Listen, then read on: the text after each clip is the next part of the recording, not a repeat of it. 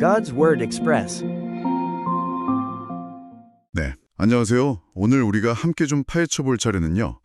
태국의 코메카위나크라티 목사님의 어떤 것은 이미 파괴되었다라는 설교입니다. 네. 혹시 이런 생각해 보신 적 있으세요? 이게 분명히 잘못된 거라는 걸 아는데도 어떤 습관이나 행동을 멈추기가 너무 어려운 거예요. 있죠. 당장은 뭐 아무 문제 없어 보이는데도 말이죠. 이게 왜 그럴까요? 바로 그 지점이 오늘 우리가 살펴볼 이야기의 핵심입니다.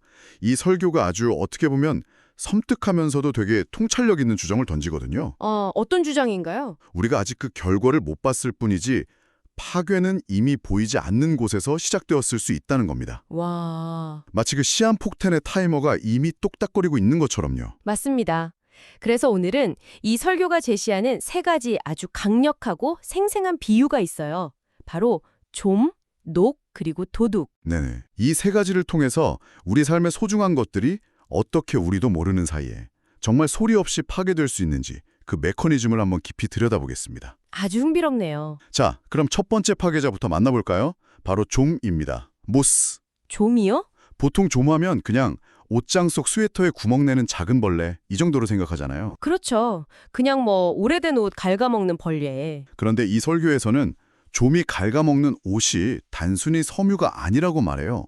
우리의 명예, 평판, 사회적 지위 같은 무형의 자산을 상징한다고 이야기합니다. 아, 비유적인 의미군요. 네, 옛날에 그 솔로몬 왕의 영광이 그가 입은 화려한 옷으로 표현됐던 것처럼 말이죠. 여기서 정말 흥미로운 지점이 나옵니다.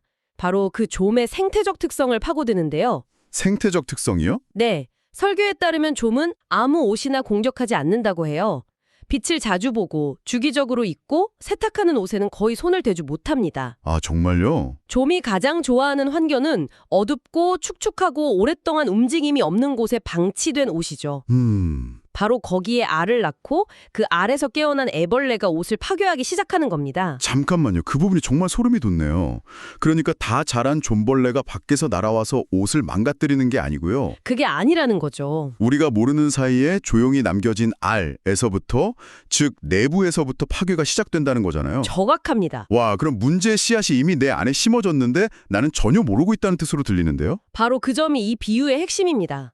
우리가 가진 재능, 지식, 명예 같은 것들을요, 자기 자신만을 위해, 자기 만족을 위해 옷장 속에 그냥 고이 쌓아두기만 하면 네. 그게 바로 좀벌레, 애벌레가 자라나기 가장 좋은 환경이 된다는 거죠. 반대로 그것들을 다른 사람이나 더 큰 공동체를 위해 계속해서 사용하고 세상에 드러내고 또 다른 사람들의 평가를 통해 세탁할 때 비로소 안전하게 보호된다는 의미입니다. 그 보이지 않는 파괴 과정을 설교에서는 혈관을 막는 콜레스테롤에 비유하던데 이게 정말 와닿으면서도 한편으로는 되게 무섭더라고요. 그렇죠. 콜레스테롤은 우리가 건강검진이라도 하면 수치로 나오잖아요. 네네. 숫자로 딱 보이죠. 그런데 제 명예나 재능을 쌓이는 콜레스테롤은 이걸 어떻게 특정하죠? 내가 지금 위험한 상태인지 아닌지 알 방법이 전혀 없다는 게 이 비유의 진짜 무서운 점 아닐까요? 맞습니다. 그래서 갑작스러운 파멸처럼 보이는 거죠.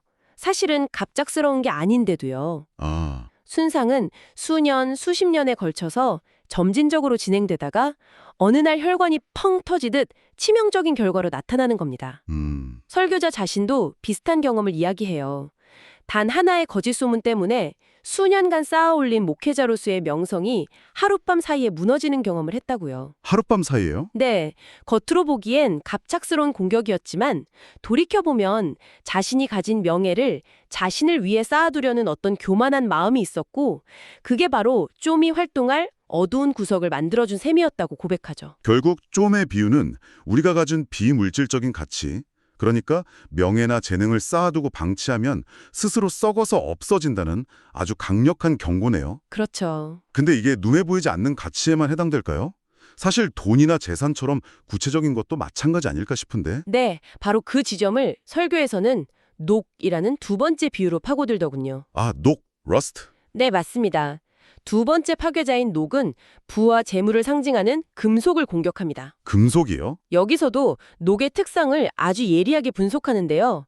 녹은 좀벌레처럼 외부에서 오는 공격이 아니라 금속 내부에서 일어나는 화학 반응, 즉 산화 과정이라는 점을 강조합니다. 내부에서요? 네. 그리고 더 중요한 건 100% 순금에는 절대 녹이 쓸지 않는다는 사실이죠. 아, 오직 다른 불순물이 섞여 있을 때만 부식이 일어납니다. 그러니까 이 설교의 논리는 이거군요. 재물 그 자체가 문제가 아니라 그 재물을 모은 동기에 불순물이 섞여 있느냐, 이게 관건이라는 거네요. 바로 그겁니다.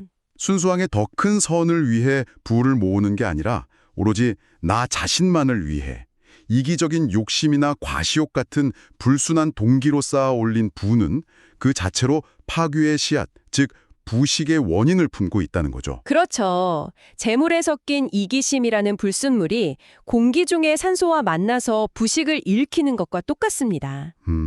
이 역시 설교자의 구체적인 경험담을 통해 아주 생생하게 전달돼요. 어떤 경험이었나요? 한창 죄의 문제로 씨름하면서 영적으로 방황하던 시기가 있었는데 그때 자신도 모르는 사이에 신용카드 사기를 당해서 거의 200만 바트, 우리 돈으로 약 7천만 원에 달하는 돈이 그냥 사라져버렸다고 합니다. 와, 7천만 원이요? 네, 통장에 찍힌 숫자가 말 그대로 부식돼서 없어진 거죠. 자신도 모르는 사이에 재산이 안에서부터 썩어 문드러지고 있었던 거네요. 바로 그거죠. 꼭 사기 같은 그런 극적인 사건이 아니라더라도 이 비유는 굉장히 와닿는 것 같아요. 예를 들면요. 예를 들어서 오로지 돈만 보고 동업자를 배신하거나 무리한 투자를 했을 때 당장은 돈을 벌어도 결국 그 과정에서 생긴 죄책감이나 불안감, 또 망가진 인간관계 때문에 삶 전체가 서서히 부식되는 경험들, 우리 주변에서도 흔히 볼 수 있잖아요. 아주 좋은 예시입니다.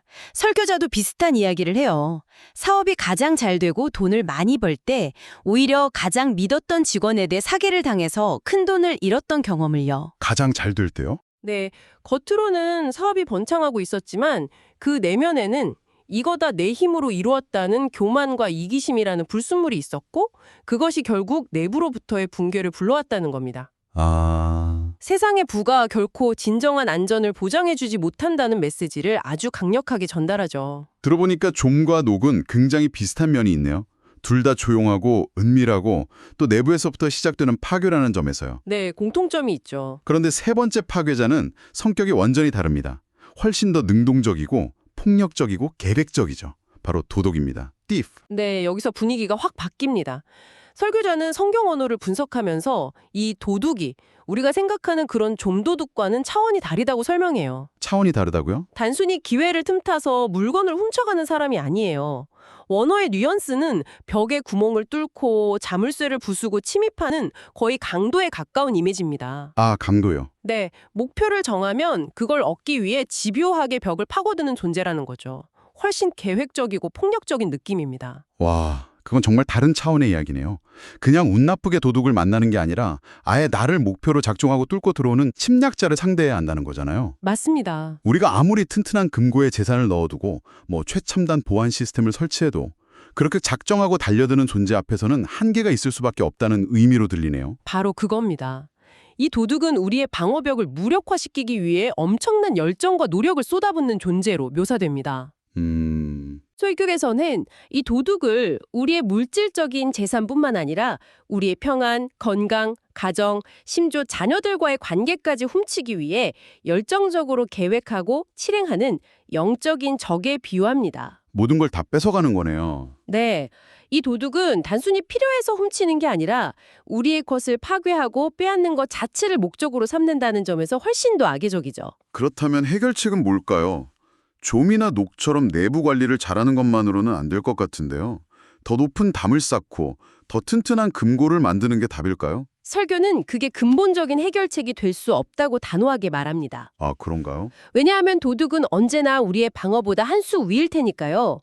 유일하고 안전한 해결책은 지상의 방어벽을 더 견고하게 쌓는 게 아니라 네. 아예 도둑이 결코 손댈 수 없는 곳으로 자산을 옮겨두는 것이라고 말합니다. 도둑이 손댈 수 없는 곳이요? 바로 하늘에 우리의 보물을 쌓아두는 것이죠. 하늘에 보물을 쌓는다. 이게 구체적으로 어떤 의미일까요? 그것은 우리가 가진 것들을 나만을 위해 쌓아두고 지키는 데 쓰는 대신에 하나님의 목적, 즉 다른 사람들을 돕고 세상을 더 나은 곳으로 만드는 그런 신성한 목적을 위해 적극적으로 사용하고 흘려보내는 것을 의미합니다. 그렇게 사용된 자산은 지상의 도둑이 결코 훔쳐갈 수 없는 영원한 가치로 전환된다는 것이 이 설교의 결론입니다. 오늘 우리는 좀, 녹, 도둑이라는 세 가지 비유를 통해 우리 삶의 중요한 가치들이 어떻게 파괴될 수 있는지 그 메커니즘을 살펴봤습니다. 네. 사용하지 않고 방치된 명예를 조용히 내부에서부터 갉아먹는 좀, 불순한 동기로 쌓은 부를 스스로 부직시키는 녹, 그리고 우리가 애써 지키려는 모든 것을 계획적으로 침공하는 도둑까지. 정말 강력한 이미지들이었네요. 이 모든 비유는 결국 우리가 맨 처음 던졌던 질문으로 다시 돌아갑니다. 어떤 질문이었죠? 왜 잘못된지를 알면서도 그 행동을 멈춰야 하는가? 단순히 나중에 벌 받을까 봐 두려워서가 아니라는 겁니다. 아, 그 파괴의 과정이 미래의 어느 날 갑자기 시작되는 것이 아니라 바로 지금 이 순간에도 우리가 인지하지 못하는 사이에 소리 없이 진행되고 있기 때문이라는 거죠. 그렇군요. 우리가 목격하는 그 갑작스러운 붕괴는요, 사실 오랫동안 숨겨져 있던 손상이 임계점을 넘어 겉으로 드러나는 순간일 뿐이라는 아주 중요한 통찰을 줍니다. 이 청취자에게 이 설교는 결국 우리 각자에게 질문을 던지는 것 같습니다. 혹시 당신의 삶에도 어두운 옷장 구석에 사용하지 않고 자신만을 위해 고이 쌓아둔 보물은 없으신가요? 그것이 당신의 재능일 수도 있고 경험일 수도 있고 어쩌면 재물일 수도 있겠죠. 그리고 혹시 당신이 전혀 눈치채지 못하는 사이에 그 보물을 향한 파괴의 과정이 이미 시작된 것은 아닐까요?